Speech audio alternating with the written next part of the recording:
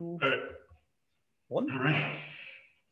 All right. A very good day, all. Welcome back to the Wall Street Blockchain Alliance's Call the Lawyers podcast. It's been a while. I think this is episode number 6. And as always with our podcast, this is not legal or investment advice. And the thoughts expressed here are solely our thoughts alone and don't necessarily represent our firms. And I'm very pleased to bring WSBA member Asaad Faquir from Wolf & Co. Wolf, Asaad, how are you? Good. Wonderful, Ron. Thank you for having me today.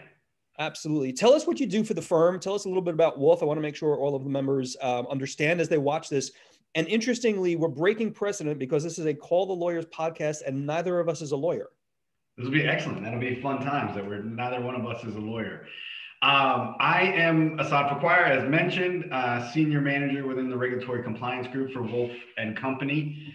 We are a growing and national reach audit and tax and risk management services organization, headquartered in Boston, but I'm down here in our Pennsylvania office, and we've got outreach to our Wolfpack, which I'm sure people will be able to see my logo, which is a software platform for enterprise risk management. So we kind of cover everything in the financial services space, as well as other blockchain uses, surprisingly, in supply chain management and food equipment and food service. Asaad, tell me the story about how you got involved in crypto and blockchain. I feel like we all have a really interesting story. There are always kind of these trends and themes that we see. And I'm suspecting it might have been a client that said, hey, I got Bitcoin, but I wanted to hear your story about how you got involved. Yeah, so it's very interesting. So, my background is within the banking space, particular financial institutions and community banks. But when you look around, you see the consolidation and you see what's happening. And for years, I would have considered myself more of a technologist, looking for what's on the periphery of what is in traditional financial services and noticing the stack concept. I've advised clients for years, pay attention to what's happening outside of the banking space because it's eventually going to make its way in. It's getting too much preference and coverage and uptake from general users, which are your customers. So at some point, it's going to be here. In particular with blockchain, I think it's just been one of those things that if you've been following fintech for a while, as I have, it's sort of the natural progression and extension of where that world is going. I think it's fascinating in and of itself, especially when you start getting into the cryptos. Where are they? What are they? Again, we're on a Call the Lawyers podcast. So someone give me the legal definition of what a digital asset is. Security in a blockchain, yeah. Exactly, right? So I think you see all of these types of things. And then for me, it's just been a natural extension of where I'd like to see my personal growth go as a professional, but also where the industry and the world is going. So might as well get there as quickly as I can. Gotcha. Interesting. And so in my capacity, I as you know, I spend a lot of time talking to Wall Street, right? Banks and traders and institutional firms, and an ungodly amount of time talking to lawyers and accountants, which I think is really, really important. And one of the trends I've really noticed, and you actually said this in our prep email, the email you sent me pretty well, there really is a difference between legal advice regarding regulatory compliance and compliance advice about regulatory compliance. And really and it's not just a law and technology conversation, but you've been thinking about this for a while, and it's something that's crossed our radar. Tell me about that. Tell me about that dichotomy between the two and why that's important to know.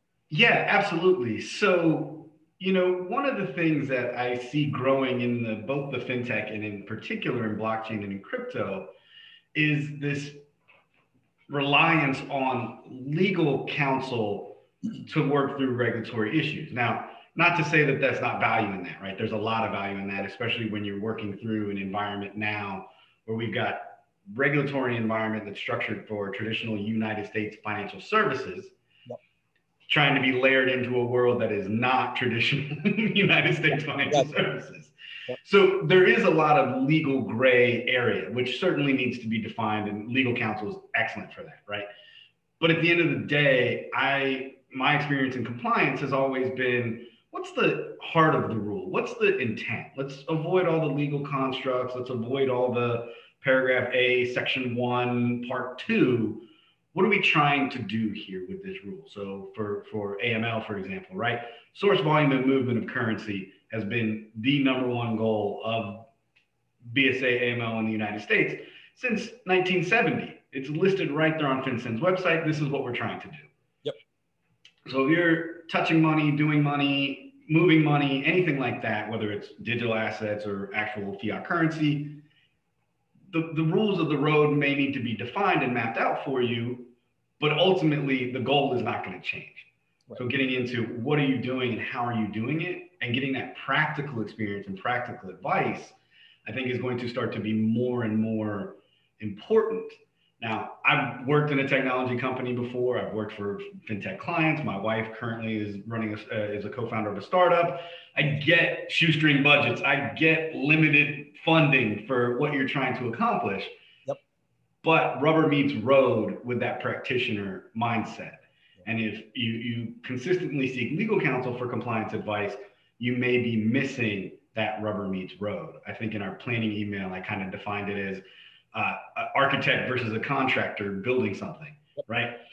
For as great as Frank Lloyd Wright was, and he was an engineer and all those types of things, he still had a guy building it. And they still made some decisions that were beyond what he probably intended in his architectural design on the basis of, I'm here doing it. And I can tell you, I got to put this extra rail in, or I got to do this thing here, not just for code purposes, but for safety and functional purposes as well. And I think that's an easy way to look at compliance practitioners versus legal practitioners in that way.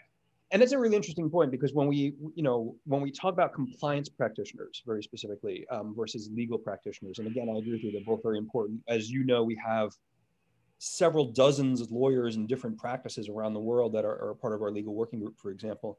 I think it's interesting when we look at it from the legal and regulatory framework, because I think a lot of people are trying to take United States regulations, AML, KYC, BSA, FATCA, on and on and on, and trying to overlay them into the crypto asset blockchain world. And we understand the reasons why, right? Yep. But to me, in many regards, that's a square peg round hole conversation. I don't think in many instances some of those regulations neatly fit, and we see that in some of the concerns about lack of regulatory clarity. Is it a currency? Is it a security? Is it a property? Is it a indefinite, long-lived intangible? So we don't really, that lack of clarity is a challenge. Pulling that back to the compliance side, that the kind of challenges around compliance reporting, it's almost the same perspective, a little bit of square peg round hole. And what I mean by that is how this data is gathered, how these crypto assets are tracked, how are they marked, how do you calculate fair value? So how, as a compliance person, is that evolving in this space? Because if you and I would have talked about this 3 or 4 years ago, and we said we have to track Bitcoin movements, et cetera, a lot of people in our world would have said, I don't know how to do that. Now you have to do that fairly regularly, I'm assuming, on behalf of clients. How is that evolving? How are the tools evolving to let the compliance person, the compliance officer, do what they need to do? So the tools are evolving in the way that they should be, in line with the technology, right? We're building new technology, and then we're going to build new compliance technology to keep up with the technology that we've built. Yeah. And I think that's the biggest change that I'm seeing in the industry for blockchain and for crypto in particular, is this sense of, well, we built this awesome technology. I would argue devoid of the reality that compliance was going to play a factor into that. So we're playing catch up with the technology on the compliance side to do that.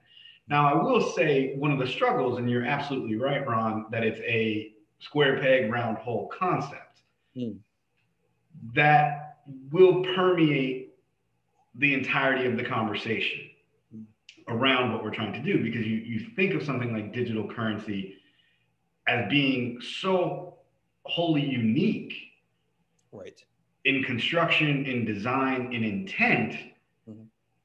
Any laws that currently exist are going to be, or any regulations that currently exist are going to not fit or not be designed for that. Yep. Now, as I kind of joked, I think there was some industry folly, of course. I always like to pick on the industry from that standpoint, to say, well, technology works the way it's supposed to work. Well, yeah, but you ignored so much stuff to just prove that your technology works. Yep. And I think where compliance can come into that is providing some of that guidance. And I recently had a conversation with a former E&Y person, and what we were talking about was in compliance in particular, and I know this, right? I'm a compliance guy. I know the tropes and characteristic traits that tend to permeate what people think about compliance people. And what I found, or what we discussed, is there's sort of the rules of the road Mm-hmm. and a general risk aversion that compliance officers have. Yep. Then there's where maybe the organization would be willing to take the risk conversation. And then there's even a further point where, if you get creative, the black and white of the regulation or rules can, go even further than where your risk aversion is. Right. And I always approach clients from this standpoint of, first, I have to know how you make money. I can't help you in any capacity if I don't understand how you make money. And I'm not saying I need to understand your technology, your proprietary, algorithms and techniques. That's not what I'm saying. At some point, for you to be a viable business, you have to get money out of this. Right. So if I understand how you're getting money out of the endeavor that you're working on, mm-hmm. I'm in a better position to help you. Now, my background, I come from a business process improvement background, 2 master's degrees in different disciplines within overall, the business universe. So I come with that approach. Compliance is sort of, I ended up here in that space. So, and applying these outside, concepts to the world of compliance. Yeah. So starting with that, then I start to look through and work through, and clients have appreciated this, but I think the industry as a whole should start thinking through this. Is the rules are black and white, but how you apply those rules to your organization is very specific. Right. And thinking through the technical challenges that may come from what you're doing to make your money is helpful and important and impactful for how you're going to be able to comply overall. Yeah. And that sometimes means getting really creative with the technology that's out there and doing some of this stuff, whether it's, I'll just pick on non-blockchain stuff, but like eKYC. Yeah. Going down this rabbit hole of eKYC and solving compliance problems in a way that had never been anticipated. Right. Right. And I think that's one of the benefits that technology can have with the right compliance partner and the right compliance, mindset, is I don't have to stifle technology by putting in compliance thresholds or, challenges or the inevitable law. But that's perception a lot, right? Like there's immediate, you're stifling innovation, you're stifling technology growth. You regulators, you compliance people, you accountants, you lawyers, you bankers, you just don't get it. And I think what you and I have seen over time is that that's not necessarily true. Yeah, absolutely, right? It's not true. Right. It can be enhanced. Now, granted, it's working in concert with the technology. Sure. And I think that's where a lot of it comes together or falls apart for a lot of organizations, is working in concert with and having the right people to understand the business and the technology side, as well as the compliance and legal aspects of it, so that there is that symbiosis through that process. Because if you're layering in compliance too late, you're gonna get a lot of no's, and we're gonna get a lot of people, even me, when I first started working with technology companies from a compliance perspective, trying to apply if you just had a law, right, or like a written thing, and getting that pushback from an organization that's like, we want to be frictionless, we want to be 24 hours or less to make a decision on X. Yep. All through automation. If a person is touching it, we've got a problem in our process.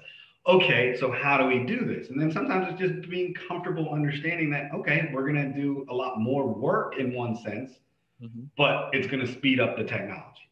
So I'm going to look for ways to prove the null hypothesis, so to speak. Right. There's a lot there that you brought up, and I feel like you and I can go on for a long time on this. We probably will at a future working group meeting. I want to unpack a little bit because in one of the earlier portions of the comment, we were talking about regulators, and I think in our prep email, you mentioned FinCEN very specifically. And as FinCEN obviously put forward their quote unquote kind of last minute proposed regulation. And now with the new administration, they've kind of pulled back on requiring that implementation, et cetera. How worried are you though regarding regulators as a compliance expert about the education curve? And what I mean by that is, a lot of regulators now get blockchain, they get crypto, and they understand it at some level. But when we get to the talk about implementation and these kind of, new proposed rules, there's gaps, right? There's seeming lack of understanding, or at least not very, giving a great deal of thought on wallets, digital wallets, and custody to non-custody, for example. And without getting into too much detail, how worried are you about regulators understanding the technology and how challenging it might be to adhere to compliance, particularly given how fast some of the technology is evolving? I mean, you and I are talking about technology challenges vis-a-vis compliance now that literally didn't exist 3-4 years ago in the blockchain space. Things like atomic swaps and interoperability and smart contracts. Long-winded sentence. Are you worried that regulators aren't keeping up? And as an industry, how do we help that? I'm not worried that regulators are not keeping up. Okay. I think what you see with even that proposed FinCEN rule, yep. and even when you hear Yelena McWilliams from the FDIC and Brian Brooks from the OCC, or former head of the OCC, talking about trying to figure out ways to partner, I think there is knowledge and there is intent. Yep. I think the struggle for this would be in the proximity that we're finding ourselves now with the regulators in this industry, mm-hmm. right? If you go back to what I said, that kind of the technology was allowed to grow and become what it is, sort of with no sense that there was a regulatory requirement or it would be imposed upon us in one way or another. So I think they're trying to lasso a rocket ship in that way. And anytime you're lassoing a rocket ship, you're always going to be behind the bleeding edge of the technology and its capabilities. Yeah. So I'm not concerned that there's not a knowledge of that. I think what will always happen and what does tend to happen, unfortunately, in the regulators, and this is a world according to Asaad statement, so what I like to call a WADA. This is a WADA statement. All for the WSBA. Yeah, exactly. I think what tends to happen is because of the structure, and I won't call it bureaucratic structure, I would just call it general structure of the organizations that the regulators are, whether it's the FDIC, OCC, state regulated offices, anything like that. You've got policy wonks, you've got people who are doing research and innovation, and there's some great people who are doing that kind of stuff and trying to learn, and they're educating it down to the field examiners and out to the field examiners. But just like in your own organization, you've got people who are making really cool decisions and doing really smart things and passing it out to everyone, and uptake of it is hit or miss, right? 50-50 is whether the examiner actually understands what they've just been presented, or the same way would be that the person, who you've just hired understands what your organization actually does and is all about. So I think that's more of the struggle and concern, but that's where, again, being in financial services for as long as I have been, we kind of understand that terrain. I think we're used to it. Yeah, I think you and I had that conversation about the Wall Street Blockchain Alliance's opinion piece on those regs. I was like, at some point, you're gonna have to comply. You can pitch a fit all you want, but the rules are going to be enforced either way. Yeah, and you and I have had this conversation as well. I certainly appreciate libertarian perspectives, but we don't live in a fully decentralized, no rules, no regulations, no laws world, and we wouldn't want to. And so really our actual policy position is where knowledgeable regulation makes sense, we want to help that be part of the blockchain and cryptocurrency ecosystem. So it's an interesting perspective. I wanted to ask two couple of points real quickly. From the perspective of things like smart contracts, I mean, we've been talking smart contracts for several years in the blockchain ecosystem. But as we look at the pervasiveness of now blockchain and crypto assets across global markets, like this morning, you saw the news, BNY Mellon will custody digital assets, which, I'm some old school colleagues, I'm sure their heads exploded when they read that BNY Mellon would be doing this.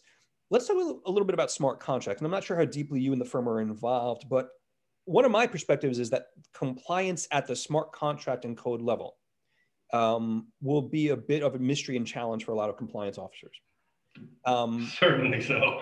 Right, and for a couple of reasons. One is law, and the other reason is tech. How are you and the firm looking at that? What are your thoughts on how that evolves over time? So, being that, 2-3 years ago, we wouldn't have been even really thinking about where smart contracts are applicable and how they can apply in this way. Again, tech doing what tech does best, finding something that seems to be inefficient and making it more efficient in a way that makes sense to tech. I think your point is well made that, it's going to be a blind spot for compliance, and it's going to be a blind spot overall because of that. I think where smart contracts have value, or how you would bridge this world of compliance in that way, is you need to find the right people who can understand both sets of that conversation, right? Both the technology side of it, which intrinsically is pretty straightforward, right? If something happens, execute accordingly. Do this, right? It's super straightforward, right? Like there's something about that that's so easy, but I think it's what you can program X to be, and preventing outcomes that you don't want. So right. I'll take it out of, sort of out of this crypto space for a second and say, this is a conversation I have a lot with community institutions and financial institutions, specifically on fair lending. I don't need you to prove that you're lending fairly. Right. I need you to prove that the outcomes that you generate cannot be unfair. Interesting. Right. And so that would be the approach. I know we've talked a little bit at Wolf about taking that approach to smart contracts. I don't care what your contract says to execute. I need you to prove that the outcome cannot be anything but what you say the outcome is. Right. And then we can prove that. We can help you to prove that through that process. Right. And I think one of the other issues that's kind of related to all of that, and I often get these conversations with lawyers who think they need to, oh my God, I now suddenly need to learn code if we're talking smart contracts, or technologists who think they, so bankers, or for example, or auditors who think certain, roles are going away. I don't see it that way. And I wanted your opinion on this. I kind of see the silos of professional roles dissolving a little bit. And I'm not necessarily saying a compliance person needs to know how to code a smart contract, for example, but you probably need to know a little bit about the tech, even to have the discussion. Or what's another example? An auditor, or a SOC audit, for example. I'm not an accountant, and I don't expect my lawyer to be an accountant, but they probably need to know at some point in the future how to have those conversations. Are you seeing that in your role? Like, are you seeing roles kind of blur a little bit? I am seeing people bucking at the trend of the blur, right? Even in organizations as wonderful as Wolf, you see this, like, the world is moving here. Yep. We're moving here, but the world is moving much faster. And then there's those of us that are moving at that pace, or trying to keep up with that pace, and those that aren't willing to. And overall, we're all going to get there. Yep. But I think I'm seeing that.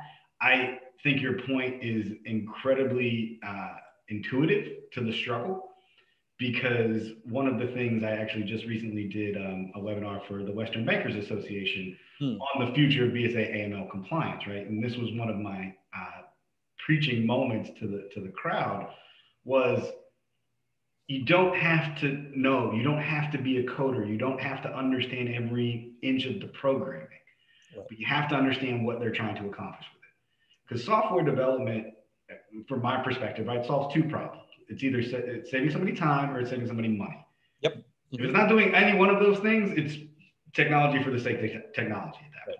Right. So if you can understand how it's saving time or how it's saving money, you can start to figure this out. And sometimes, because you do have language issues, and I think that's probably the biggest thing, and I've stood on a soapbox in Hyde Park in London to scream this, there's got to be a central language here. There's got to be, whether we got to create our own pidgin or Creole language to create commonality between all of these different factions, and not just the tech and the compliance, but the legal and the tech and the compliance and the regulators and what risk is, and all of those types of things coming together to have that conversation. And I do think you will eventually blur the lines of who's on first, what's on second for these types of things. Yeah. But I think that's the biggest thing, and getting the right people to talk to the right people. Right. And I think, for me personally, I don't want to oversimplify, but the oversimplified example for me is the internet again. I mean, there was a time when if I said URL or HTTP or any of the things you and I deal with on a day-to-day basis, probably going back 30 years or so, no one would have had any idea what we were talking about. But people now know the common language of talking about leveraging the internet, for example. It's part of everyday conversation. It's, it's funny you mention that, because I am a I guess they technically call me a Xennial. So I'm young enough to understand what the Gen Z millennial culture is all about, but old enough to have, gone to the library with the Dewey Decimal System and all Oh, of those types of things. oh yeah. So I consider like myself in that way, like an internet purist, right? And if you remember, what we now consider the search bar was Yep. always the address bar. That is where you put what you are going to That's do, right. where what URL you would like to go to, right there. And then technology over time, because the average person could not grasp that concept, was like, well, now it's a search bar slash URL slash Yep. whatever you want it to. And I chuckle when I bring that up from the standpoint of eventually that will be how blockchain is. Right. We will just adopt it. We will just intrinsically get it. Technology will stop being technology for the sake of technology, which I think is happening a lot in blockchain right now, which is kind of really frustrating because there are some really good things that can be done, but technology is driving itself off the cliff in some places. Mm-hmm. And I think that's where somebody needs to come in, and maybe it is Elon Musk buying 1.5 billion of Bitcoin and BNY, Bank of New and BNY Mellon being a wallet, trying to say, okay, listen, we're going to input these guardrails. Now, from a fairness perspective, right, that doesn't work, right? We want the best technology to win, but Yep. history shows the best technology doesn't win. Are you going to bring up a Betamax VHS example? Oh God, yeah. But countless others, right? Like there are countless others. That's obviously the easiest one to go to. Yeah. But the better technology doesn't always win. Sometimes there's other market forces that allow that, that allow the winners and losers to be determined. And I think that's going to be a long-term concern for blockchain as a whole, until blockchain and Bitcoin and currencies and all these types of things really establish what they're really good at. Right now, I think we're just like, oh, this is excellent. There's something really cool here. It's got this use case that's really cool. It's got this use case that is really cool. But then you dive in and, the most basic use case is storing documents and stuff like that, which is virtually impossible in a blockchain scenario because of the cost of the actual cost behind blockchain. When you actually start to research, like, why isn't everything on the blockchain from that perspective? Well, because we can't get it there. So we need digitized everything to make it affordable. So you've got that kind of stuff going on. So I think at some point there will be that crystallization of the process, and we all on board with it in mass. And I think right now we're just on the edges of the bell curve, one way or the other. Right. And I think it's interesting, from a compliance officer's perspective and compliance folks' perspective, some of those challenges that are coming because of some of the things you're talking about. When you start getting deeper, we're talking about security token offerings. We're talking about non-fungible tokens, and we're talking about the compliance of engaging with all of those. So I agree with you. The analogy for us is the baseball analogy. Oh, it's only the first or second inning. My ongoing joke for the past 2 years is we're just pulling up to the ballpark. We're not even on the field yet. It's that. To me, that's the kind of technology innovation. We don't even know what game is being played inside. We're just outside a stadium at this point going, I got a stadium. I don't know what game is being inside, what's playing inside. I don't even know if I brought the right equipment to play this game, but I know I'm here and I'm ready to get involved in whatever is going on inside. That's a great example. I want to, we're coming toward an end. I want to wrap up a little bit. I'd love your perspectives on, Wolf has clients across multiple industries, as you mentioned a bit earlier. What particularly, I'm sure everyone's seeing the news, all of those clients on Bitcoin approaching 50,000 and all of these interesting things. Has the outreach to Wolf about crypto assets and blockchain increased over the past couple of years? And what's the tone and tempo of that conversation? Is it industry silo specific, banking or real estate, or what's that look like, the demographics of your clients and getting engaged in this? So the demographics of the clients getting engaged in this that reach out to Wolf are varied. Again, I think it's the nature of what Wolf does in the audit perspective, and being a 110-year-old company that we are, is we're going to bring some stability to that. So we're getting the more mature and maturing organizations talking to us. So we are seeing its uses in supply chain. We are seeing its uses in cryptocurrency and in financial institutions. And we're getting those types of organizations to sort of reach out to us. Mhm. Wolf is relatively new in terms of putting ourselves out there from a blockchain perspective. We've had a blockchain internal group for many years. But as far as reaching out and getting clients and doing that kind of stuff, we are showing up pretty. I will admit, right, where technology is, we're showing up a little late to the party, but we're showing up with a perspective to the party, and that's the way we're viewing ourselves in this way. Is we're going to bring this years and years of experience into the conversation for you in a lot of these dynamic ways that I've talked about from a compliance perspective, but our audit and tax side, same thing. Like they're really creative over there. Scott Goodwin, who runs that group, who actually runs our internal blockchain group, Yeah. really creative. Like he approaches it in that same fashion as I do. All right, how are you making money? How is this impacting your financial statements? Let's do this. And then they're keeping up with all of the tax law and all of the stuff that goes along with it.